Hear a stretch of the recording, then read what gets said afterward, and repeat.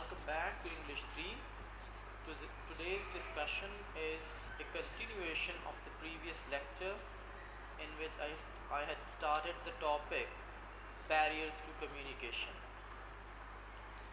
Now, in that lecture, I talked about what a communication barrier is and then three types of communication barriers: intrapersonal, interpersonal, and organizational. And then I moved on to talk about the details of the first type of communication barriers, that is intrapersonal barriers, in which I guided you about four forms of interpersonal barriers: wrong assumptions, varied perceptions, blocked categories, and categorical thinking. In order to develop understanding of all these different points, you must watch the previous lecture and try to grasp its contents, because these are the things I have incorporated in my previous discussion. Today I'm going to continue with the same topic and talk about interpersonal barriers. Now let's first of all look at what interpersonal barrier means. Interpersonal barriers implies inappropriate transaction of message between the sender, which is the speaker, and receiver, listener, audience of a message, who are in an interdependent relationship. Now remember, interpersonal barriers is different from intrapersonal barrier. Intrapersonal barrier is caused by the speaker. This is something that comes from the speaker himself and disturbs the effectiveness of communication. On the other hand, interpersonal barrier is a problem that takes place while the conveyance of ideas, the transaction of message, is taking place from the speaker to the listener. So this actually belongs to the process of communication. While communication is taking place between a speaker and a listener, there is something that goes wrong and brings about confusion and misunderstanding in the minds of the audience.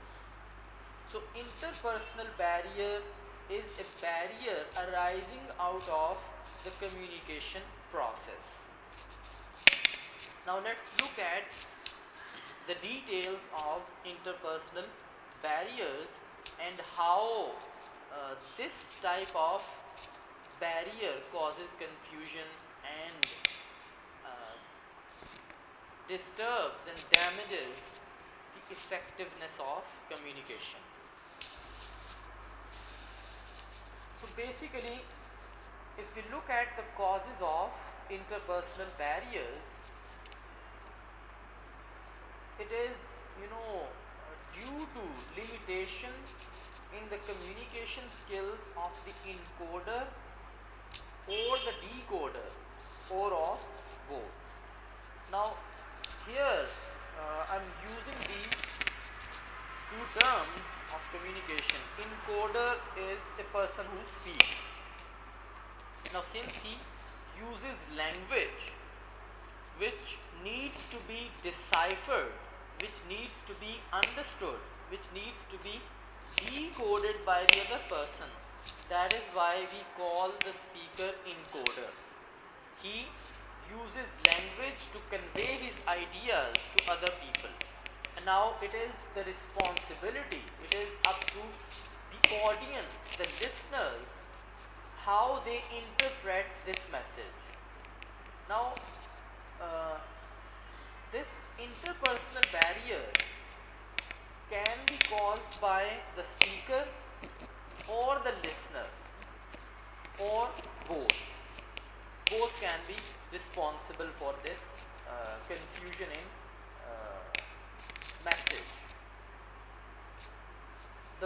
speaker might not have been able to convey his ideas precisely and accurately, and obviously uh, the listener could not grasp the true message, or it might be the fault of the listener that he did not understand the message very well, although the speaker was very conscious about his communication and paid full attention and tried his best to make communication successful. But it was on the part of the decoder, the listener, the audience, that they are somehow unable to understand his ideas very well, or both of them can be responsible. Now, to look at an example how this kind of communication barrier takes place, it might be caused by some disturbance in the channel or medium of communication. The channel, the medium of communication that the speaker is using can sometimes damage and affect negatively the communication process. For instance, if sometime you're using mobile phone and talking to the other person and this communication process is going on, there is something wrong with the signals, and it does not allow your voice to stay very clear. So there is this distortion, due to which what you were trying to communicate to the other person was somehow distorted, was disturbed. The other person could not understand what you were actually trying to say. So this disturbance in the medium of communication can cause this interpersonal barrier.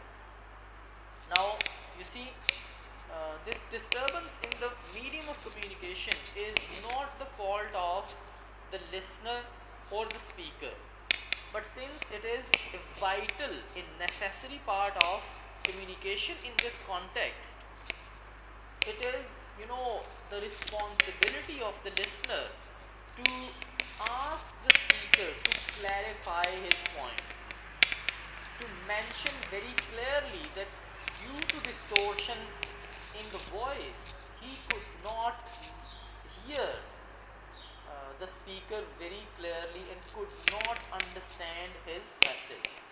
So the speaker can repeat himself. So this is the way through which communication process can become successful. But sometimes when the speaker is careless or indifferent to the message, or he finds the message unfavorable, so he can use the same disturbance in the medium of communication as an excuse afterwards, that since there was distortion in the voice, I could not hear you clearly, and that is why I must be excused, that I could not carry out, for instance, the action that you were demanding from me. So in order to make communication process successful, the speaker and the listener, both parties should take the responsibility, the speaker to communicate his ideas effectively and the listener to pay due attention and try to grasp the message. Now let's talk about different forms of interpersonal barriers. So the first form is limited vocabulary. See, communication is a process in which we mostly use language as a medium of communication. we convey our ideas through words. Now sometimes it so happens that the speaker runs short of adequate words to express his ideas very well. He does not find the suitable vocabulary that can capture his idea and make the listener understand what he is truly trying to say. So the idea is actually conceived very well by the speaker. It is very clear in his mind. But when it comes to communication, when it comes to expression, this journey of idea from your mind to language, that the other person cannot read your mind. He has to rely on language that you are using. So if you have limited vocabulary and you do not use the suitable words, the appropriate phrases, chances are that the listener will be confused. He will not be able to truly understand the idea that you want to convey. And it is not the fault of the listener in the first place. It is, the fault lies with the speaker, who could not find, a mature expression to truly reflect his idea. So ideas need words to be understood by other people. It is not only the speaker who understands the idea. This is not enough. Through communication, he has to ensure that the other person, his audience, also understand his ideas the way he has conceived them. So it is, a great responsibility of the speaker to use vocabulary effectively. Now, language, although it is considered to be one of the easiest medium of communication, we can easily get our ideas across to other people through language, but it is still a very complex phenomenon. Now here, in order to guide you about how the speaker should be very conscious of the words he is using, I want to talk about two meanings attached to language. So language has, you can say, two meanings: denotative meanings and connotative meanings. Now, simply speaking, denotative meanings are meanings which you find in a dictionary, literal meanings. For instance, if you come across a word and you want to know its meaning, you go and consult a dictionary. So after looking up in the dictionary, you know what, for instance, barrier means. On the other hand, we have connotative meanings. Connotative meanings, in simple words, are those meanings which are culturally and socially attached to certain words. They are not their literal meanings. And one thing that you should understand here about connotative meaning is, since connotative meanings are cultural, it means the same words can have multiple connotative meanings in different cultures, in different societies. For instance, let's take the word black. We know what it means, a color that is opposite to white.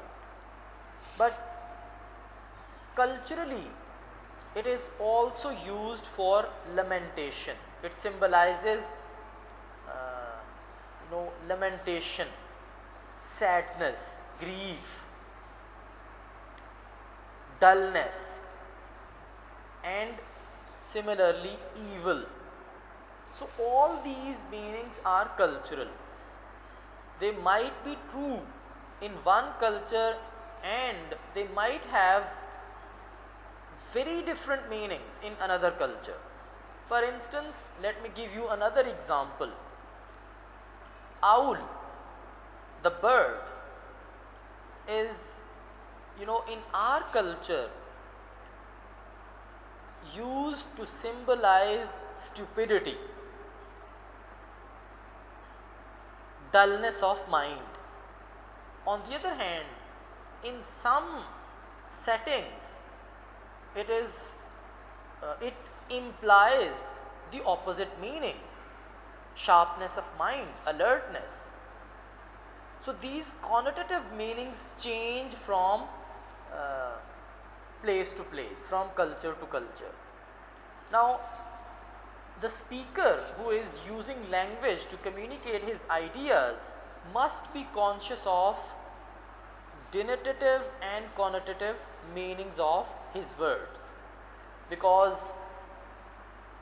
if he is speaking in an intercultural setting where people from different cultures are present listening to his presentation or discussion, he should use his words very consciously, because if he does not consider this diversity of his attendees, of his listeners, and uses language carelessly, casually, not paying attention to how different words have different meanings for different people. So it might sometimes offend some people, because something that you find funny or non-serious might be very respectable, might be very sacred for other people. So as a speaker, you need to be conscious of your use of words. So if you pay attention to your choice of words, you are more likely to conduct a successful communication. So the first form of interpersonal barriers is limited vocabulary. So in order to overcome this barrier, you need to enhance your vocabulary, mature your expression, and keep in mind the kind of people who are listening to you, in order to use language the way it easily expresses and reflects your ideas. The second form of interpersonal barriers is incompatibility of verbal and non-verbal messages. Now, this point is very important to understand. Now, verbal message means meanings which are being understood from language that you are using. So you are using language to convey your ideas to other people. This is verbal message. On the other hand, non-verbal message is your body language. And in the beginning I have talked in detail about non-verbal communication. So I'll expect you to go back and watch that lecture. So non-verbal message is simply what the other person understands from your body language. And incompatibility means when there is a clear difference, mismatch between verbal message and non-verbal message. So this difference between the two can certainly cause confusion. You are saying one thing, but your body language contradicts it, opposes it. Similarly, here let me give you an example from cultural differences. As we have just talked about connotative meanings. Now, in Kenyan society, it is not considered polite and a matter of respect that there should be eye contact between mother-in-law and son-in-law. They do not consider them interacting with each other, acceptable. So for them it is a matter of respect. For instance, if the son-in-law is sitting in the company of his mother-in-law and keeps his eyes glued to the ground, lowered, it shows a kind of respect. But in our culture, which is a culture of frankness, we consider it inappropriate, because when two people are speaking, we expect them to have eye contact. And in my discussion on non-verbal communication, I have talked about how eye contact actually is very helpful to make communication process successful. So this was the second form of interpersonal barriers. Now let's move on to the third one. The third interpersonal barrier is communication selectivity. That the listener pays attention to one part of the message. For instance, sometimes it so happens that the listener is distracted. He is not paying attention to what the discussion is going on. But suddenly, after some time, he starts listening. Now, since he has lost the first part of the discussion, it is likely that he will be confused about the ideas. And sometimes it is deliberate that the listener ignores one part of the message and remembers the other, because the part that he remembers sounds favorable to him.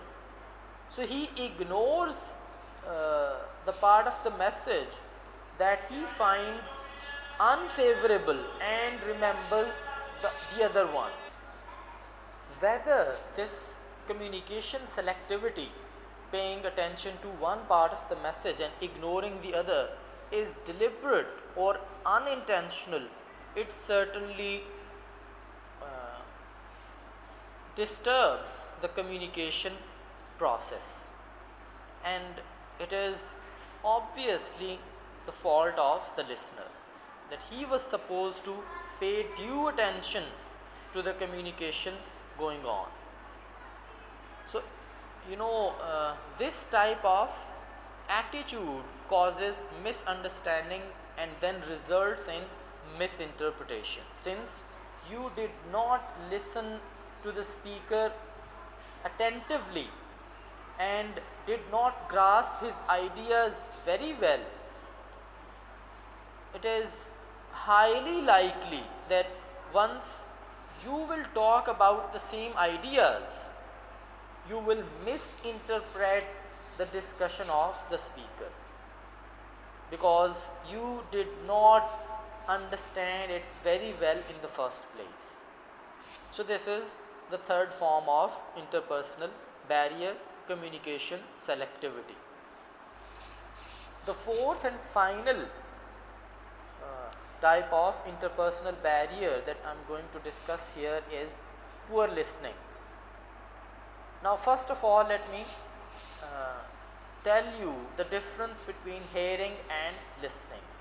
Hearing is a passive act.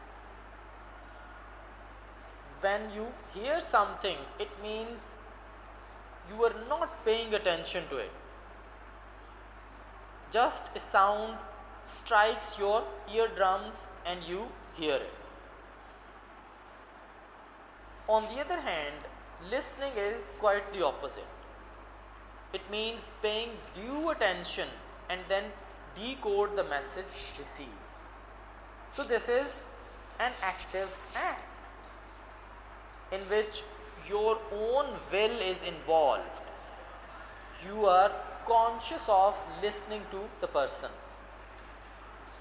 Now, sometimes, even if you are trying to listen, there are factors which we call distractions, which do not allow you to understand the other person very well. And now this distraction can be of any kind. For instance, emotional distraction, that you are emotionally disturbed. Somehow you are not in a very comfortable state of mind to listen to the speaker carefully. You are suffering from a disease, from pain, there is some tragedy that you have encountered. So there can be any number of reasons causing your distraction. The second thing that can distract you from from paying attention to the speaker is indifference to message. That you do not find the message very attractive, very interesting or important for you.